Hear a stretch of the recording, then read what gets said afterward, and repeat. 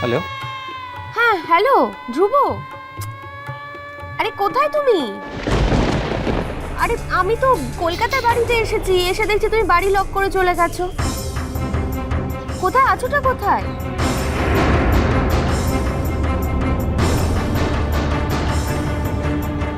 আরে কিচ্ছু শুনতে পাচ্ছি না। তুমি কি কোনো অনুষ্ঠান বাড়িতে আছো? এত হইচই হচ্ছে।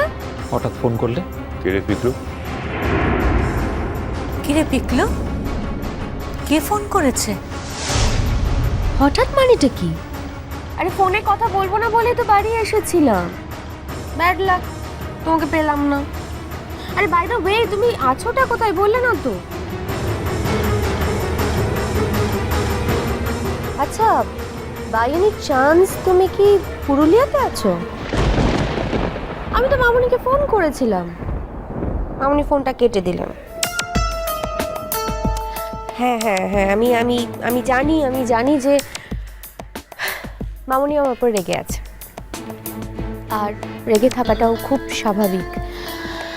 কিন্তু আমি এটাও তোমাকে বলছি ধ্রুব, আমি যখন সব কথাটা তোমাদেরকে খুলে বলবো তখন তোমরা আমার উপর রেগে থাকতে পারবে না। হ্যাঁ পারবে না, সত্যি। আর আর দেখো, মানুষ মাত্রই তো ভুল হয়, তাই না? তুমি দয়া করে ফোনটা রাখবে?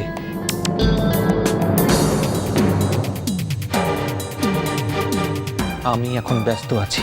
আর শোনো, ভবিষ্যতে আর কোনোদিন ফোন করার সাহস দেখাবে না। আমরা কেউ তোমার সঙ্গে কোনো রকম সম্পর্ক রাখতে ইন্টারেস্টেড নই। আর লিসেন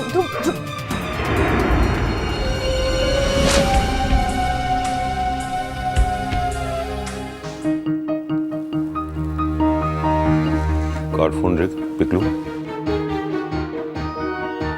কি রে, কার ফোন? কি রে পিকলু, বল কি?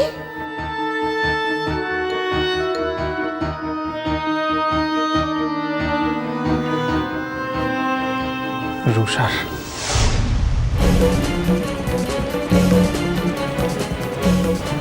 আমার কলকাতার বাড়িতে গিয়েছিল।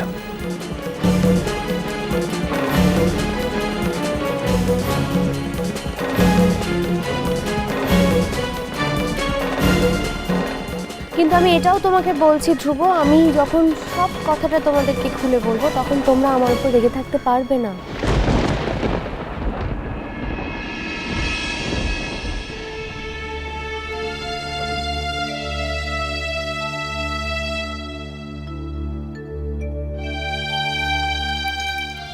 নিয়ে এসো।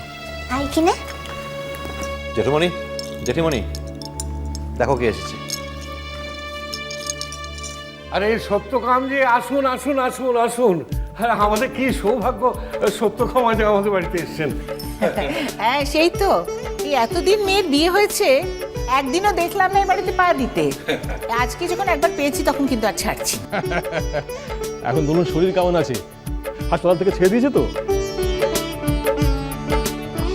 হাত ছেড়ে তো দিয়েছে বটে।